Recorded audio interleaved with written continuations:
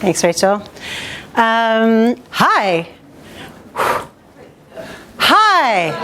All right. Thanks, Rachel. That was a very gracious introduction. As Rachel said, I wear many hats, and the talk tonight is about the hat that I'm wearing most of the time these days, which is my role as the New Zealand ambassador for Singularity University.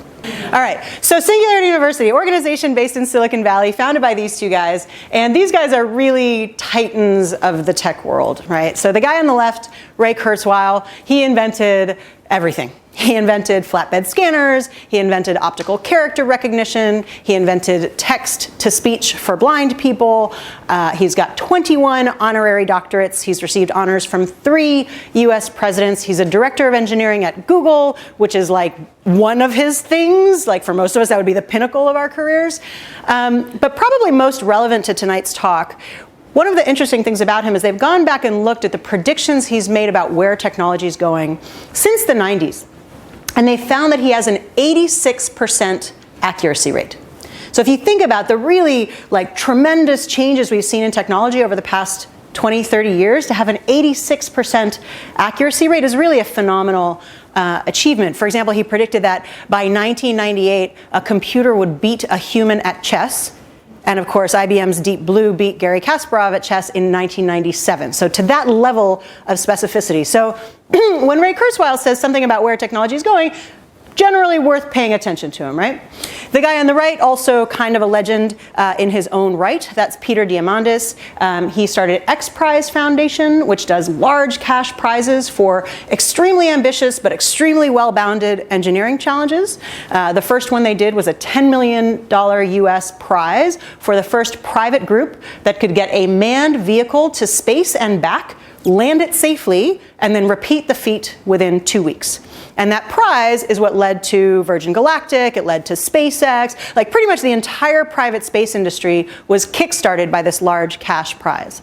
And what they found is that as a model for spurring investment into research and development and innovation, it's tremendously effective.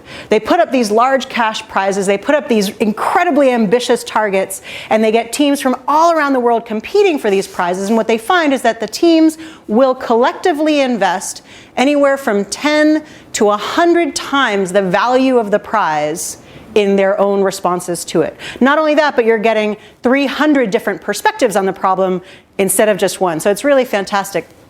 These two guys got together in 2009. They made some observations about where technology is going. They made some further observations about our collective kind of inability to understand where technology is going. And as a result, they started Singularity University. It's housed at the NASA Ames Research Center in Mountain View in Silicon Valley. NASA Ames, I will tell you, is simultaneously like the coolest place and the weirdest place on the planet. So I got to go there.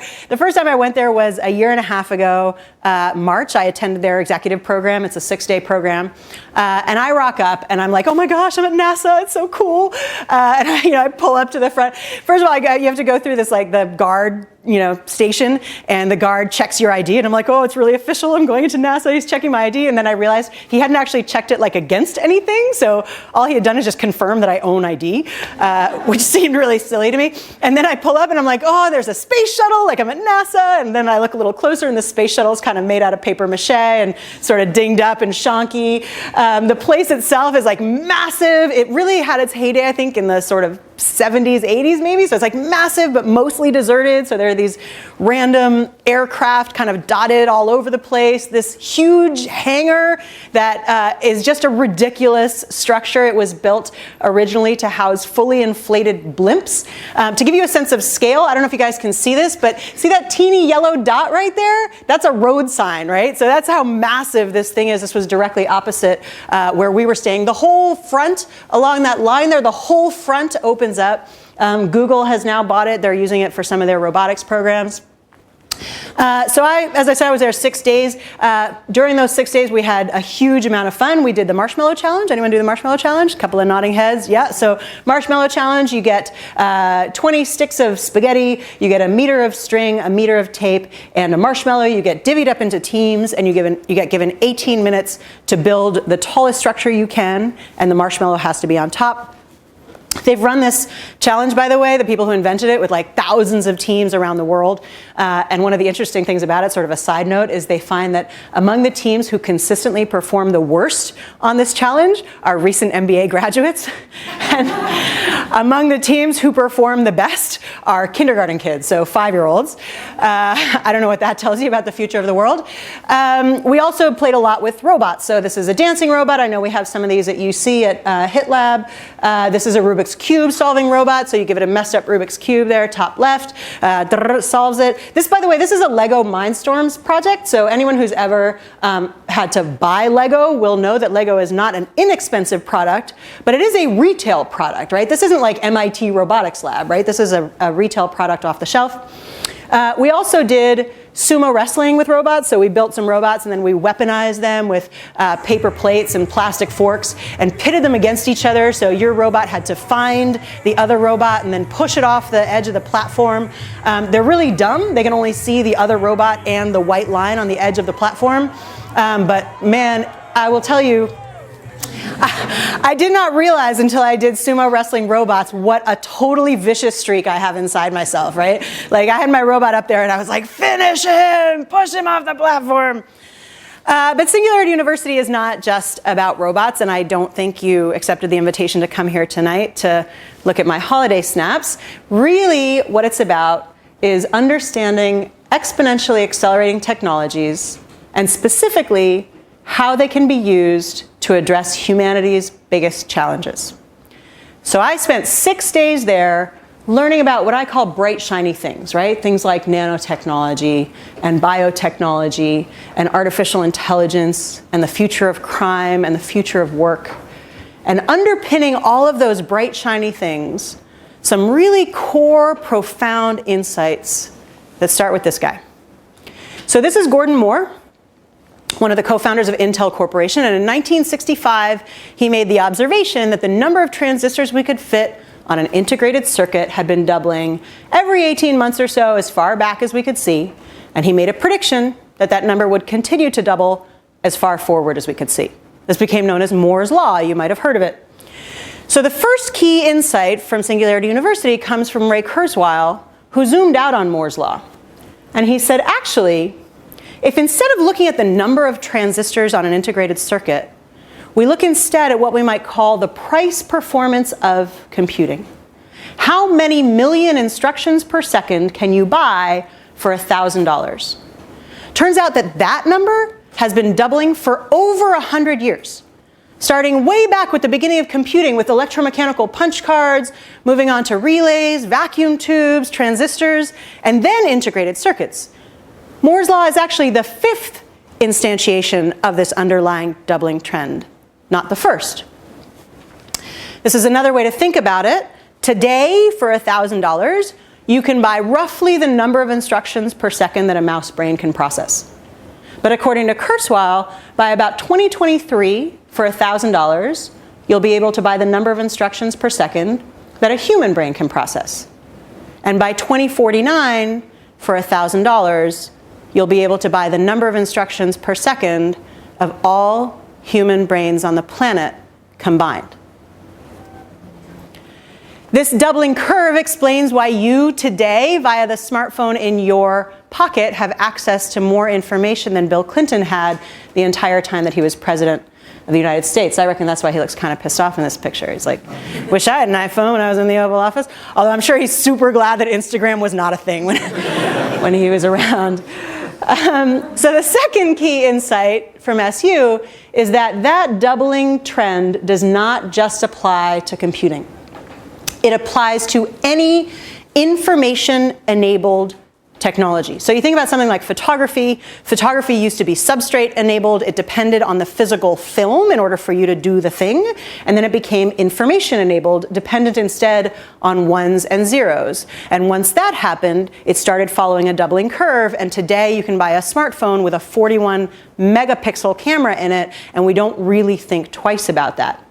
So some of the technologies that we have observed that are following these doubling curves are computing is obviously the initial one, but also artificial intelligence, robotics, biotechnology, nanotechnology, medicine, neuroscience, energy, all following similar doubling trends.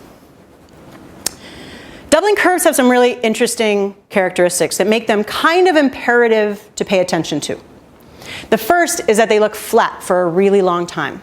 And you'll know this if you ever tried to do that trick where you fold a piece of paper in half 8 times, right? First fold is easy, second fold is easy, third fold is easy, fourth fold is easy, easy, easy, easy. You're like, this trick is so dumb, it's so easy, why am I even doing it, right? And it's not until you hit that 6th, 7th, 8th fold of the paper that things start to get a little bit crazy. The second characteristic is that our brains are totally not wired for it. We evolved on the savannah, chasing prey and running from predators who behave in predictable linear fashions. We did not evolve to chase prey that suddenly grew the capability to run from here to the moon, right? So as a result, the experts continue to predict linear, despite all evidence to the contrary. Gordon Moore himself, like the inventor of the law, twice said that Moore's law was over. The guy who made up the law can't get his own law right. So I don't know what hope the rest of us have. But the difference between something following a linear progression and something following a doubling trend is insane. 30 linear steps, and we're back out at the registration. 30 doubling steps, and we're 26 times around the planet. And the really tricky thing there is that we're not halfway until the 29th step. So it's really hard to know how we're tracking as we go. This is another way to visualize it. That white line is a linear progression that's held aloft by what we might call sustaining innovations, right? So that's when your car goes from having a cassette player to a CD player to a 6 CD changer, right? It's like still doing the thing it always did, but a little bit better, a little bit fancier. And that red line is something that's following a doubling curve, looking flat for a really long time as it goes from 0.001 to 0.002 to 0.004 to 0.008, right? Hanging out in what we call the trough of disappointment, disillusionment, and deception.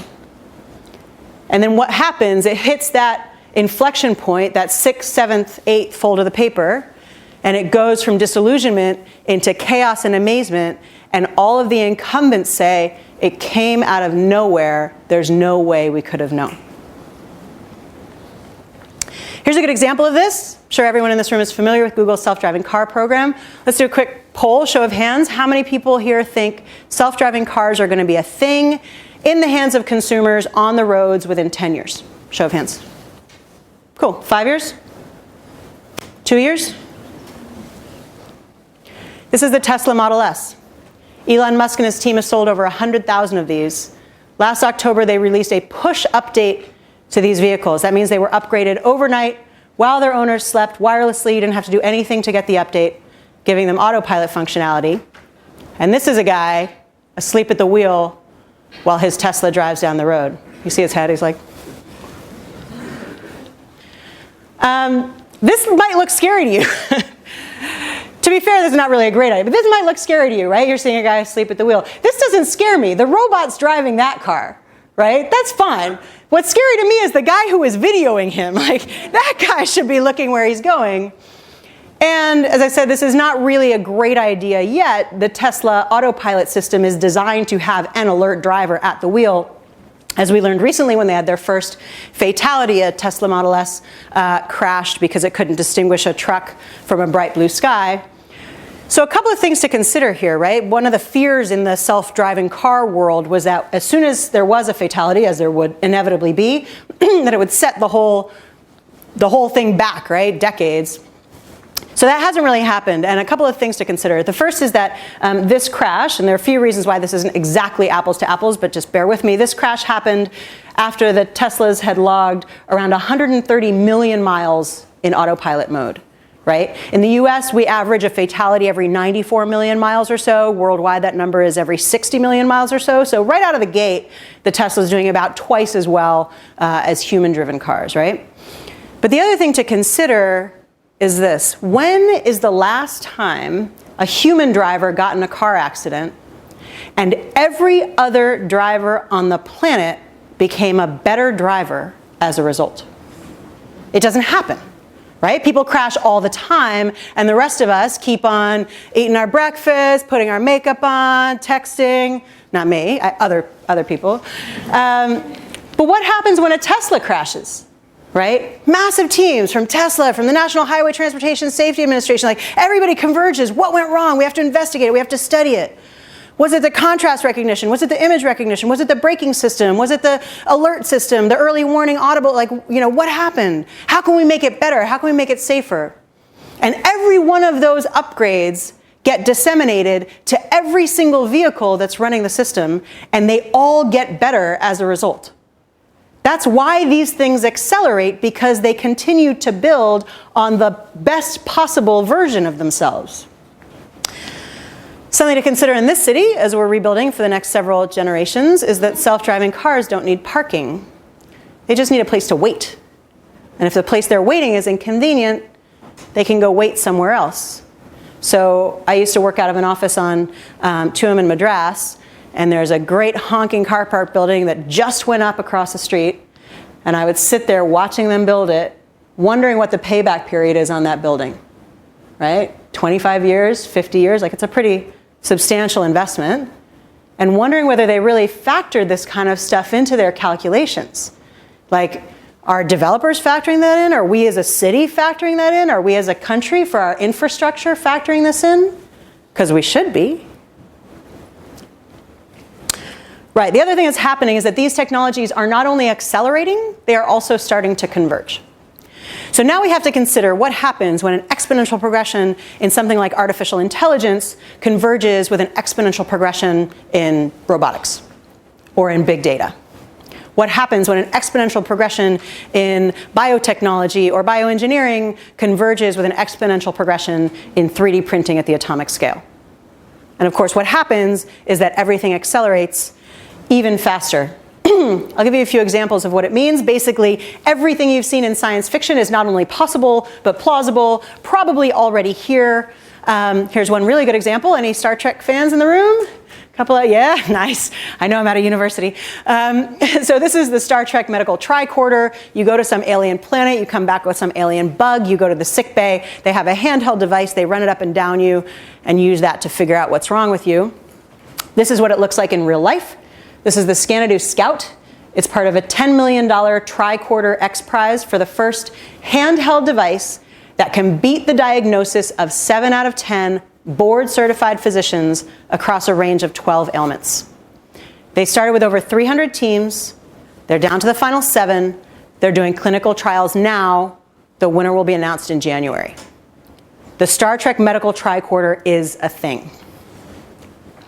Here's another really good example, 3D printing. 3D printing, I hadn't realized this until I went to SU. 3D printing has been around for over 35 years, right? I didn't realize that. 35 years. 35 years of, oh my gosh, it's going to revolutionize everything. 35 years, and what do we get? Shitty models of Yoda's head. This is not revolutionary, right? There is no shitty Yoda's head model incumbent industry that is freaking out because the maker bots are going to eat their lunch. But what happens? 35 years of going from 0.001 to 0.002 to 0.004 to 0.008. Okay, so I left SU after my 6 days there, and I heard about all these fancy technologies, but the main takeaway I got was this new narrative, this new coherent framework that allowed me to understand the world and almost every new data point that came in a totally different way. Right? And I left with this new framework, this new narrative, and a week later I went to TED. And at TED, this guy, Joseph D. Simone, gets up on stage and he's like, 3D printing sucks. This sucks, right? And he's like, the reason it sucks is because it's not actually 3D printing. It's 2D printing over and over again. You print a layer, and then another layer, and another layer, and another layer. And so as a result, you have all sorts of problems with bridges, with spans, with free-floating objects within objects. The mechanical tolerances are terrible. The structural integrity is terrible. It's super slow, and it's super expensive. He's like, I don't want a 3D printer that's a 2D printer over and over again. I want a 3D printer that works more like the T-1000 from Terminator 2. I want the object to just emerge from the soup, fully formed, and have it just be the thing that I want it to be. So he built it. That's what he was there to launch. This is it. It's called CLIP, continuous liquid interface production. That plate at the top pulls the object fully formed from that tray of substrate soup at the bottom. It solves every issue with current 3D printing. You can do bridges, you can do spans, you can do objects within objects. The mechanical tolerances are perfect. The structural integrity is perfect. It's 25 to 100 times faster than current 3D printing technology, right? So I watched this guy give his presentation, again, fresh from SU with this new coherent narrative, and I had 3 reactions. And the first was what it would have been anyway, right? Which was like, whoa, that's really cool. The second was, of course, it's 25 to 100 times faster and not, 7% faster, because that's what an exponential curve looks like. Of course, as DeSimone says, the next iteration is going to be 1,000 times faster. And my third reaction was, now I get it. Now I get how 3D printing totally disrupts global manufacturing and freight. Because why would you ever pay to manufacture 20,000 of something in China and pay to ship it and pay to store it and have waste and have loss and have theft and have it go out of date when you literally can push the button and get the thing? So that was a year and a half ago. They took on a bunch of money after TED. They launched their first commercial product this past April. This is a headline from maybe three or 4 weeks ago. HP launched a 3D printer that not only can print electronics inside a product, it is 10 times as fast and half the cost of their current 3D printers. I have now infected you. You're going to see this everywhere you go. You're going to see these headlines. X times as fast, X fraction of the cost. That is the price performance curve at work. Those printers are 1.5 million to start with. Not this one. 10 times as fast and half the cost.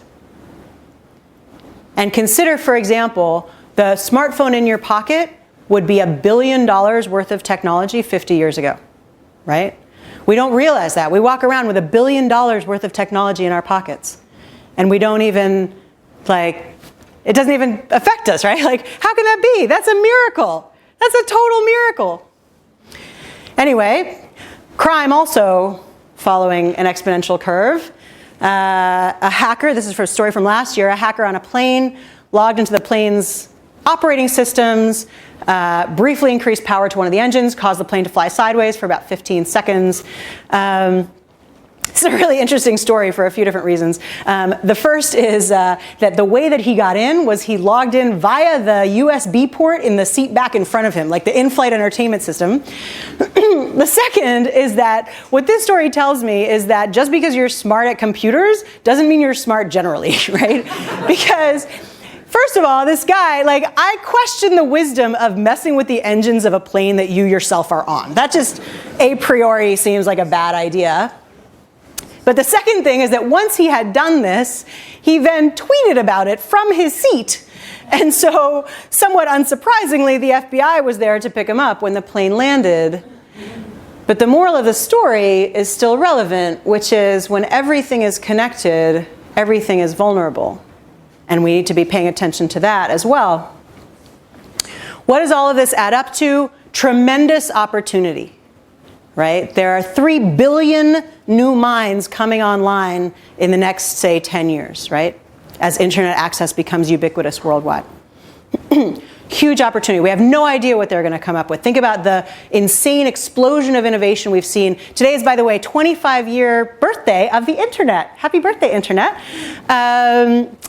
So think about the explosion of innovation we've seen in the past 25 years, and think about what we're going to see when 3 billion new minds come online.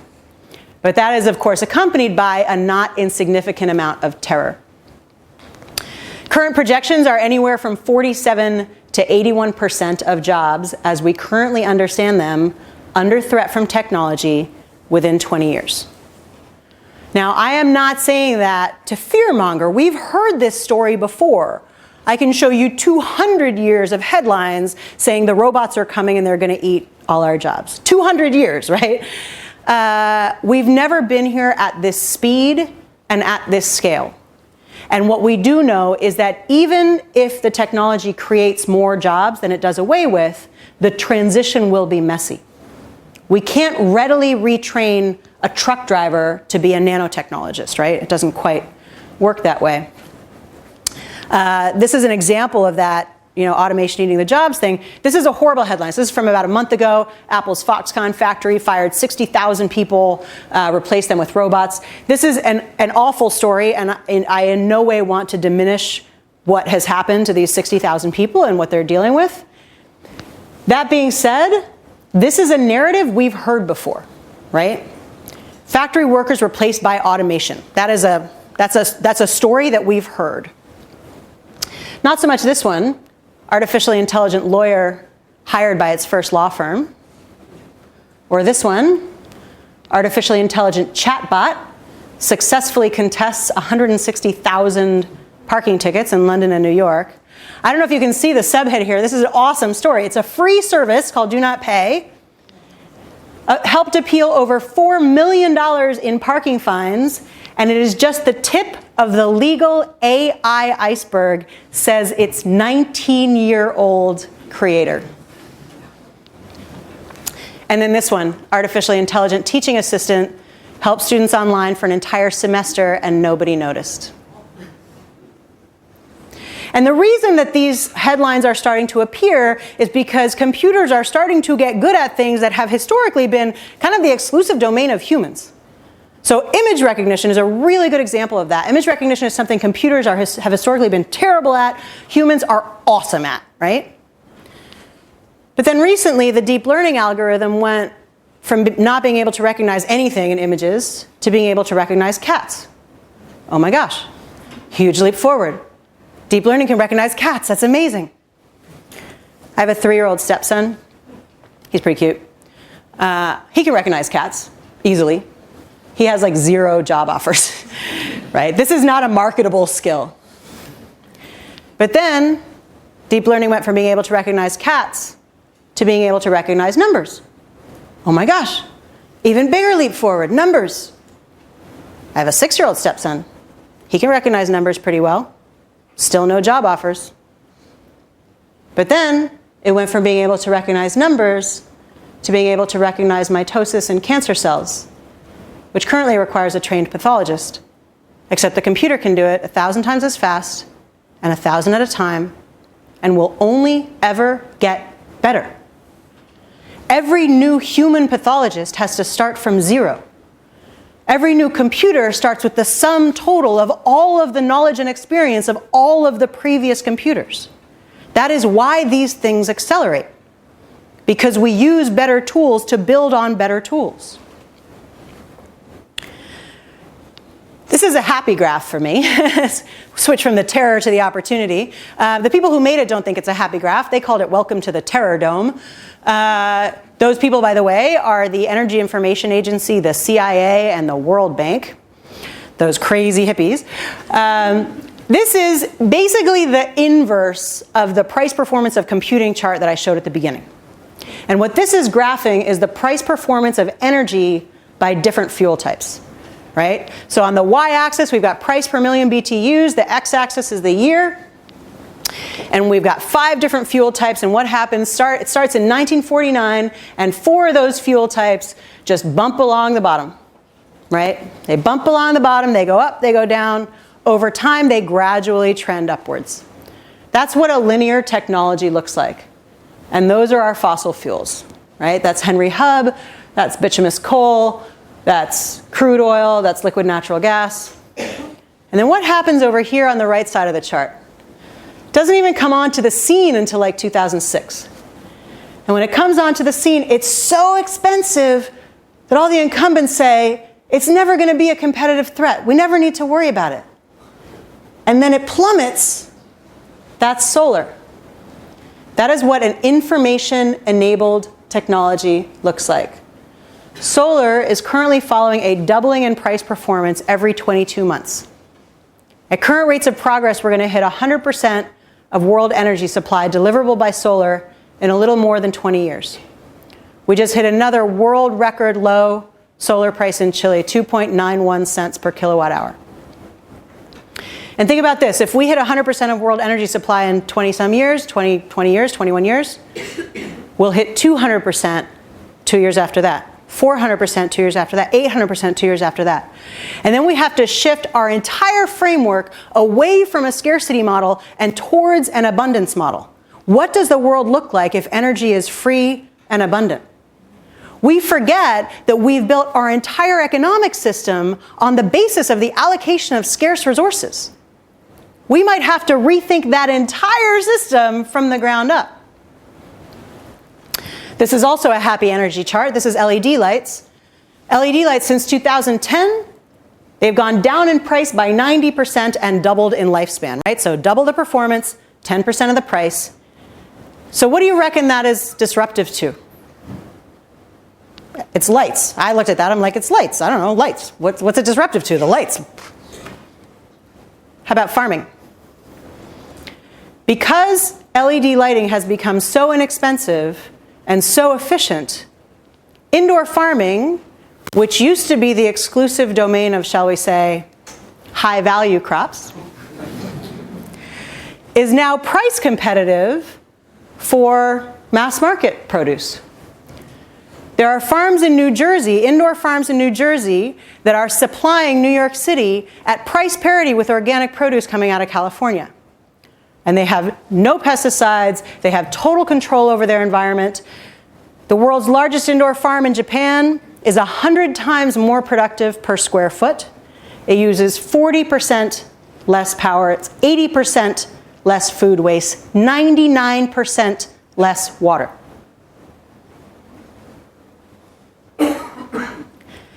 And this is another one on that farming side. So one of the other things that happened to me when I went to Singularity University is that I heard about all sorts of things that I had already heard about, but I understood them in a totally different way, right? 3D printing was one example.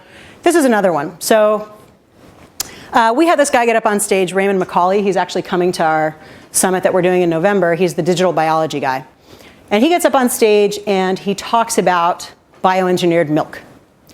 And he talks about this group they take a yeast and they genetically modify it with cow genes and they brew it. I don't understand how it all works, but they've basically made milk, right? They've brewed milk in the lab and it's milk chemically and genetically, it's milk, it just has not gone through a cow.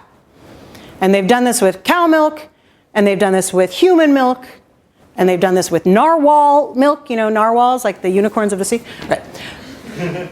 So he's talking about this stuff, and my reaction to him is like, ew, gross, who would want it? It sounds disgusting. Okay, set that to one side. Late that night, I'm having an offline conversation with Salim Ismail, who's the founding executive director of SU. And we weren't talking about the milk. We actually weren't even talking about the synthetic meat, but the principle is the same. We were talking about bioengineered eggs and a company that's doing the synthetic meat that's also doing the eggs called Modern Meadow. And I'll tell you what, when it comes to food, actually when it comes to lots of things, I'm a super lefty liberal hippie, okay? Like, I need to know the name of the chicken before I'll eat an egg. So I hear about the bioengineered eggs, and my reaction is the same as my reaction to the milk, right? Ew, gross, who would want it? Sounds disgusting. And Salim's like, Kyla, they're not targeting you. They don't care about you. They're not interested in the hippies. They're not interested in the vegans. They're not even interested in like Whole Foods, which in the US is a reasonably substantial market. He's like, they're after the industrial caterers who buy eggs by the thousands of kilos. And they need them in powder form, and in liquid form, and in tube form. And they need them to be 100% salmonella free and total certainty of supply. And they need them to brown nicely around the edges and taste more like egg. And they need them to be cheaper. And by every one of those metrics, the bioengineered product wins. And I went, shit, you're right. And then I went, actually, the bioengineered milk product probably wins too. And then I went, are we really taking this seriously in New Zealand, where agriculture is the backbone of our economy? Do we understand the nature of this kind of disruptive threat? And then I went, actually, even with my super lefty liberal hippie hat on, maybe the bioengineered thing, while not what I would choose, is preferable to the battery farm thing or the feedlot thing. And then my head exploded, because it really like messed with everything I thought I understood about the world. And I came away going, this stuff is so incredibly important to every single one of us. It affects every single one of us. It affects our economy, our government, our healthcare system, our education system. Everything about the way we live, eat, work, all gets touched by these technologies. And we're totally unprepared. And that's not a slight on New Zealand. Like, nobody's prepared, right? New Zealand just happens to be the context in which I operate. So I came back to this country feeling like I had swallowed the red pill and washed it down with Kool-Aid, right? Like, you guys, you have to learn this stuff. And I came back going, I have to do whatever I can to help further the same understanding that I have, because we have to have those really difficult conversations about technological unemployment, about bioengineered food, about how we do education for a radically different future, all of those really difficult conversations. And we can't have those conversations until we collectively have a better understanding of what's going on. So since I got back, I've basically been looking for ways to help further our collective understanding of what's going on.